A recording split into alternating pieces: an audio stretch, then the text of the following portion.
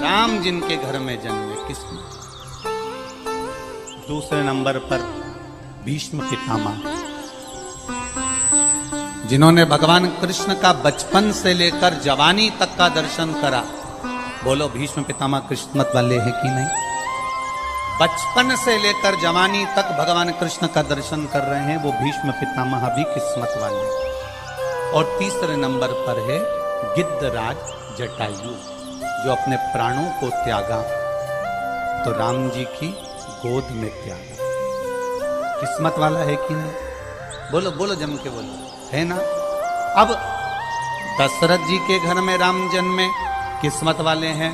भीष्म पितामह ने भगवान कृष्ण का दर्शन किया, किस्मत वाले हैं।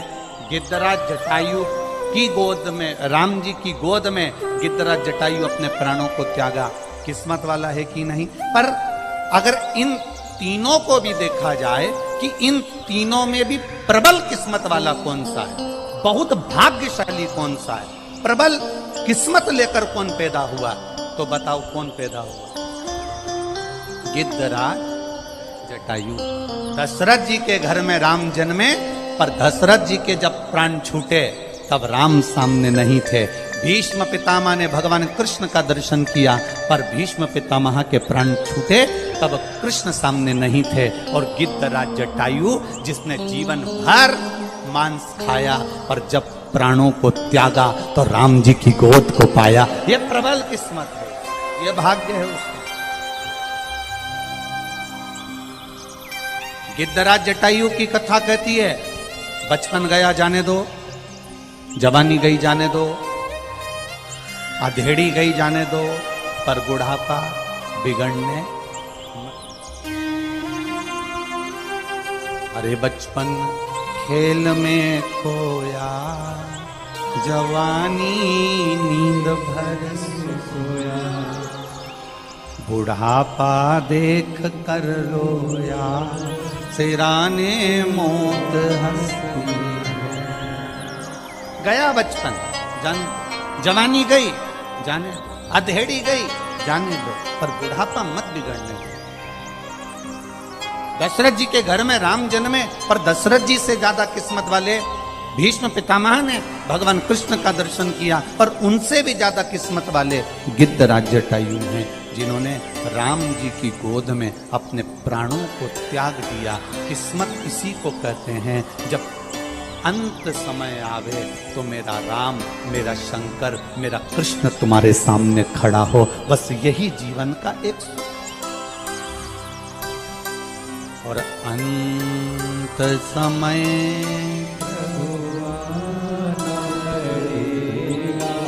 आप लोगों को आता है ना? जरा जम के बोलो जरा, अंत समय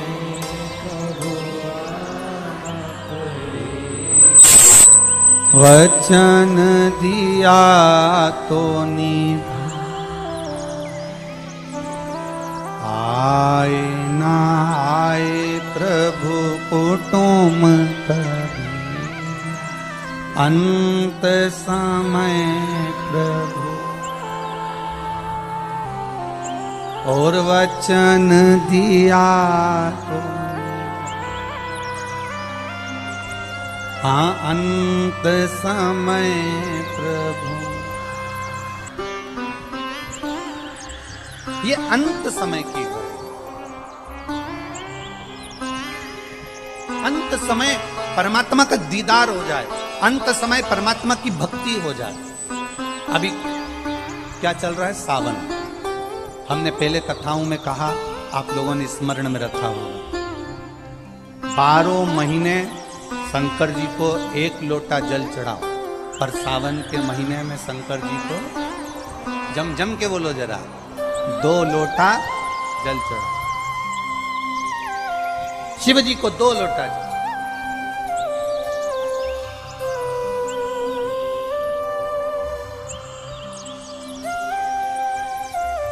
12 महीने 1 लोटा जल चढ़ाइए, संपूर्ण 12 महीना 1 लोटा जल चढ़ाइए। पर जब सावन का महीना आए तो अपने हाथ में 2 लोटे होना चाहिए। भले 1 लोटे के ऊपर दूसरा लोटा रख के लेके जाओ, मंदिर में जाओ, अंदर पहुंच जाओ, दोनों लोटों को हाथ में ले और दोनों की धार एक साथ मेरे देव अधिदेव महादेव को समर्पित करो। दोनों की धार। अब ध्यान देना थोड़ा सा, इस पुष्कर की ब्रह्मा शिव महापुराण की कथा का स्मरण करिएगा, थोड़ा सा ध्यान दीजिए। जैसे ये शिवलिंग है, ये जलाधारी है, ये यहां से जल नीचे जा रहा है। जलाधारी का जो मुख होता है वो उत्तर की ओर हो जाता है, ठीक है, समझिएगा जरा। अब